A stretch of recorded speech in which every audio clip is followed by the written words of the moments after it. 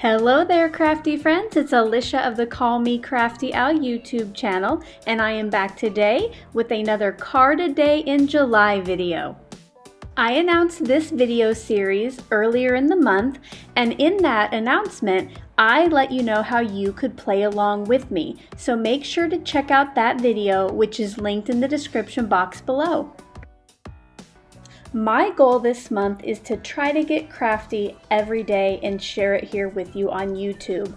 I would really love to get out some of the products that I have never used or the products that I used to love and have had in storage for a while. Once I start my card process, I will start doing a voiceover. If you have any questions that I don't answer in the voiceover, make sure to leave those in the comment section below. You're probably not the only one with the question. Because I had so much fun coloring my card number 11 in the series, which you can find them all by clicking on the hashtag below, I decided to get out my Zig Clean Color Real Brush markers again to color another stamped image. I hope you enjoyed this video.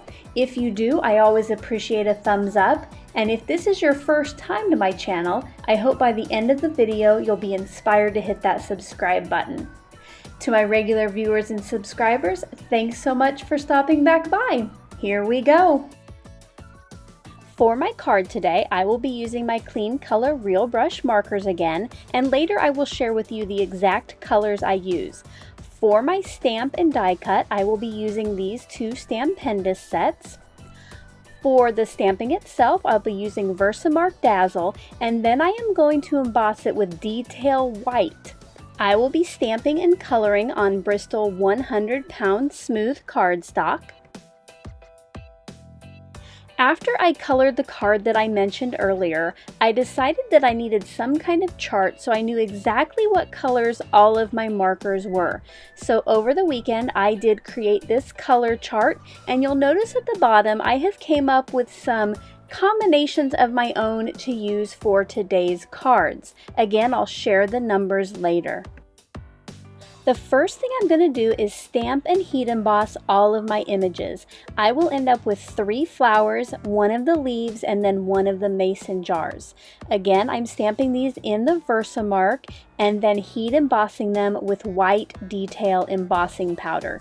This, I was kind of going for the no line coloring effect, and because I really need that separation between sections so I don't color outside the lines, that is why I am embossing in white.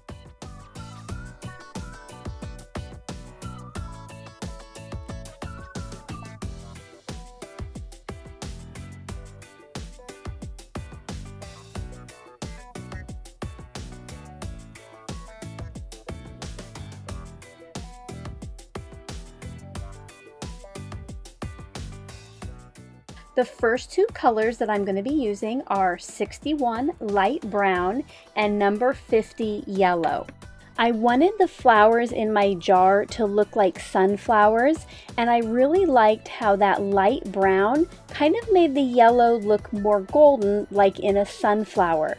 So I started out by just coloring a little bit in the center of each of the petals, and then I brought in that yellow marker and spread that to the ends for this beautiful golden color. I did get some ink on the white embossed lines of the stamped image, but later when I am done coloring it, I do kind of dab at the image with a paper towel, and this kind of makes that white brighter again. If you are going to try that, make sure not to rub your image but dab at it, because the ink is still wet and it could smear all over your paper or some of the stamped area that you haven't colored yet. The next 2 markers I use are number 45 light green and number 41 pale green. I'll use the same kind of technique as earlier. I go into the areas that I want to be the darkest with the darker shade, which in this case is the number 41, and then I'll bring in that lighter marker and pull out that color to the rest of the stamped area.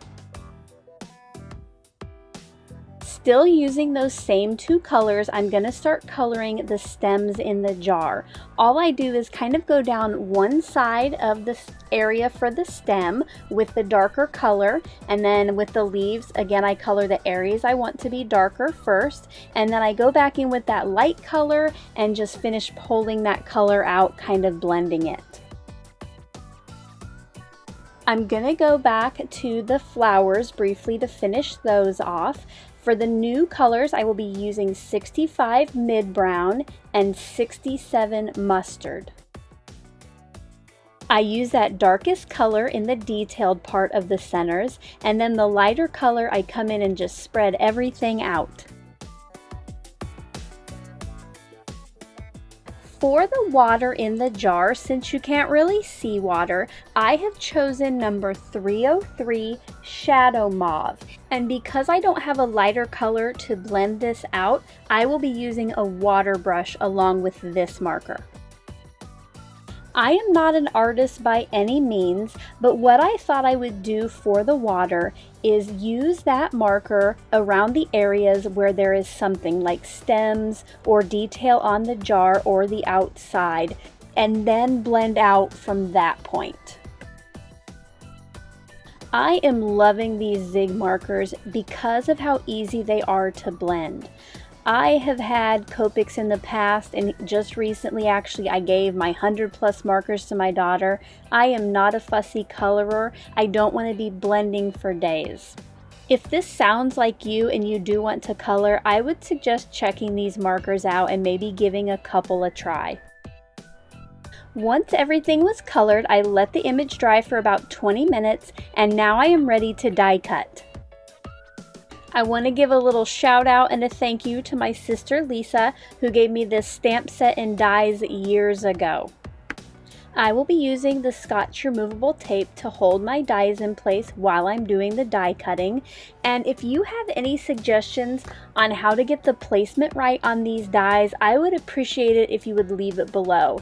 I did pretty good, but still some of the white embossed part did get cut off. While I'm thinking about it, and while you're just watching me die cut stamped images, if you would like me to edit the file a little bit that I created for my marker swatches and make it available to you, give this video a thumbs up and let me know in the comment section below. It has already helped me greatly, and I have only used it for this one card. To help the mason jar stand out from the piece of white cardstock behind it, I am going to use my Park Lane diagonal stripe embossing folder on the piece of white. This gives some more texture and again helps that jar stand out. And now it is time to start putting the card together. The first thing I do is adhere all of the solid colored cardstocks together.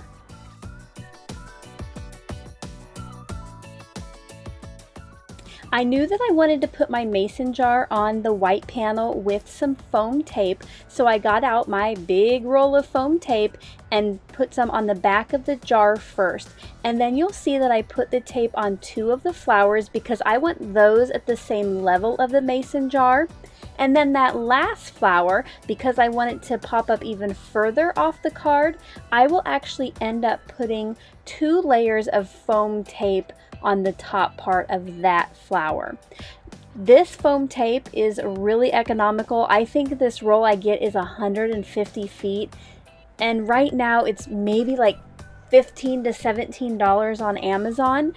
So if you want to check it out, I do have a link below. The roll that I use is the 1/4 inch wide version, and it says it's a 1/16 of an inch. I'm not sure if it's exactly that. It does seem a little bit thicker to me, but it's not too bulky that I have to worry when I mail a card. And now it is time to get this on the card base. I probably should have put the solid cardstocks directly onto the base earlier, but since I didn't and I have the dimension on the card front, I did put just a frame of adhesive straight down to that card front, and then I put my decorated piece onto that.